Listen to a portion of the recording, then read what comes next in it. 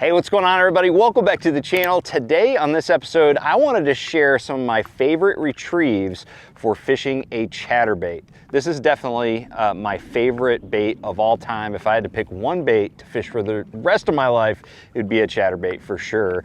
And it is super versatile. That's one of the beautiful things about this bait is you can do a lot of different cool things with it to adjust with conditions and the lake that you're fishing.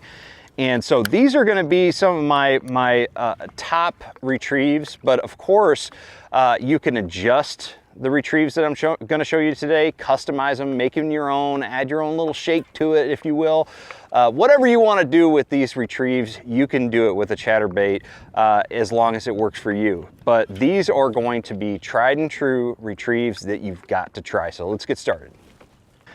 All right, so we've got to start with the basics. And the real basic retrieve for a chatterbait is just chunking and winding.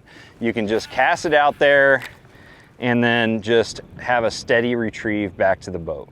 This is going to catch fish for sure. This is going to catch fish, and it's actually a really good way to fish a chatterbait in several different situations. One of the best scenarios for just a straight retrieve would be if you have grass growing beneath the surface, but it's like 2 or 3 feet below the surface. That way, a straight retrieve, you're just kind of ticking the tops of that grass. Okay, so you're just kind of finding the right retrieve where you're making contact with that vegetation. And that's a really important point because you want to make contact. I'm making contact with it right now. You want to make contact with that vegetation, and then once you do, you're just going to go ahead and make a pop of the rod tip to free that bait from that grass. Okay, that's a lot of times that's when you get your bite, is when you're popping that rod tip. Okay, so another situation that you'd want to do a straight retrieve is if you're just fishing down. Oh, there's a fish right there. That's a decent fish too. On the straight retrieve. There we go. That's how it's done.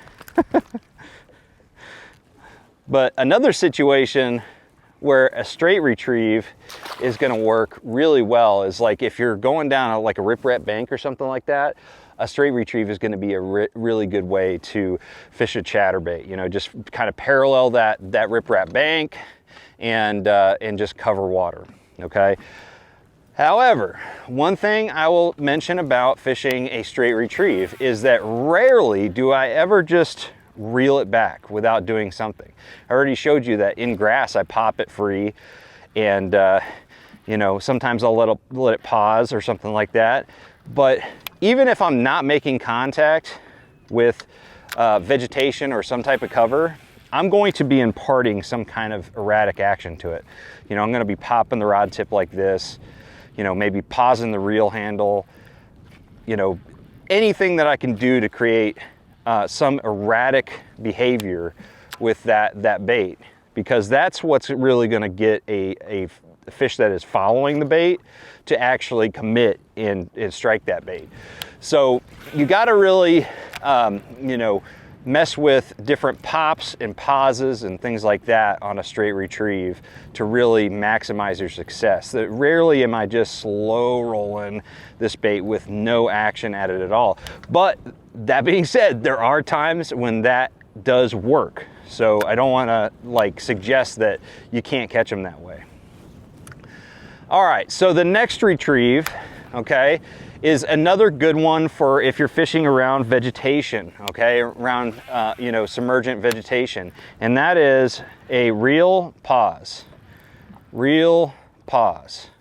So you're reeling it and then pausing it, letting it fall into that grass, and then you're bringing it out. Now this is a really good one if the grass is really fresh, and the chatterbait can free itself of that grass pretty easily, because if it's like a stringy, more algae-like grass, it's gonna get just bogged down on that chatterbait. It's just gonna mess it all up. So this retrieve is going to be something that you want to fish around nice fresh grass. All right, so this next retrieve is gonna be one that I use a lot during the early season. Pre-spawn type situation, you know, mid-50s, that sort of thing, you know. And usually there's some sort of like patch of grass or something that I'm focusing on. Like if I go to Sam Rayburn down in Texas, you know, when I'm fishing the drains and where there's grass within those drains or little creek channels or something like that, this is going to be a really good retrieve. And you're fishing it essentially like a jig or a worm, okay? You're just letting it hit the bottom and then you're bringing it up with the rod, okay? So you're lifting the rod tip up towards the sky and then letting it fall back down and then reeling in slack in between, you know, letting it fall. All right, so that is the yo-yo technique, okay? And usually they're always gonna hit on the fall. So you gotta keep like a semi-slack line so you can feel that tap, okay? But this is a really good one early season. I don't generally use it the rest of the year. However, there is another retrieve that is my absolute favorite for fishing out deep. So we're gonna point it out here like we're fishing out deep.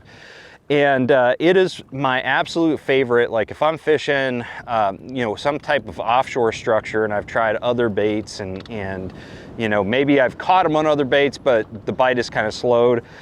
Getting a reaction bite out of the chatterbait is a great way to get some extra bites in that area. So what I'll do is I'll make a big long cast.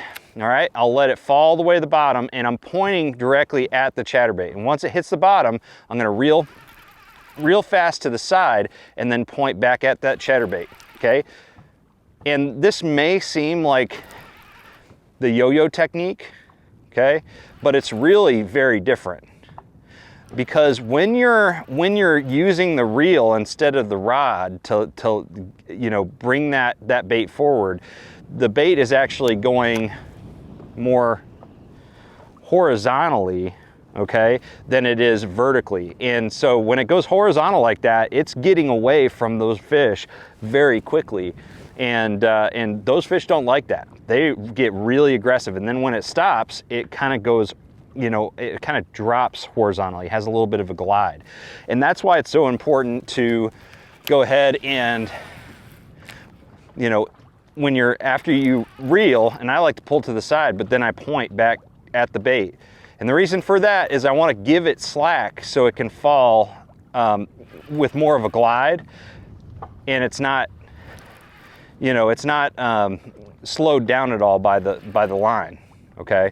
Because I want that reaction strike. So I don't know what to call that one. I would call it the rip and stop. But it is an absolute killer and it gets some crazy reaction strikes. And again, it's on the fall that you tend to get the bite. But it is a wild, wild bite. So anyways, guys, those are just some ways that I like to fish a chatterbait. In fact, those are really the primary ways. And I just kind of make small little micro adjustments while I'm fishing it. So let me know if you fish a chatterbait in different ways. I'd love to hear some of your creative ways to fish this bait. But other than that, make sure you drop a comment below if you have any topics you want me to cover in the next video, and make sure that you end up, you know, hitting that subscribe button. If you enjoy this content, it's a great way to just motivate me and keep me doing more of these videos. So thank you so much for taking time out of your day to watch this video. I'm going to see you out on the water. Trust the process.